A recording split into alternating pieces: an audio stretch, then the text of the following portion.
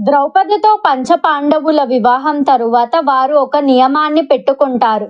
ద్రౌపది ఏకాంతంగా ఒకరితో ఉన్నప్పుడు వేరే వాళ్ళు చూస్తే 12 సంవత్సరాలు వనవాసానికి వెళ్ళాలని నియమాన్ని పెట్టుకుంటారు. ఒకరోజు ఒక బ్రాహ్మణుడు అర్జునుడి దగ్గరికి వచ్చి అతని కాపాడమని, వారి గ్రామంలో దొంగలు దోచుకుంటూ క్రూరంగా ప్రవర్తిస్తున్నారని శరణు కోరుతాడు. అర్జునుడు కాపాడాలని అనుకుంటాడు. అతని అస్త్రాలు అన్నీ ధర్మరాజు ద్రౌపది ఏకాంతంగా ఉండే భవనంలో ఉన్నాయి. బ్రాహ్మణుడిని రక్షించడానికి ధర్మరాజు ద్రౌపది గృహానికి వెళ్ళి శస్త్రాలను తీసుకుంటాడు. బ్రాహ్మణుడితో వెళ్ళి ఆ దొంగలని సంహరిస్తాడు.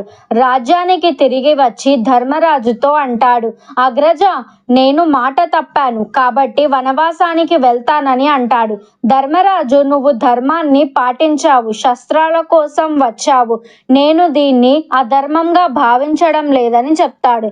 అర్జునుడు ఒప్పుకోకుండా ఉండడంతో ధర్మరాజు దుఃఖంతో ఆజ్ఞ ఇస్తాడు. అలా అర్జునుడు వనవాసానికి వెళ్తాడు.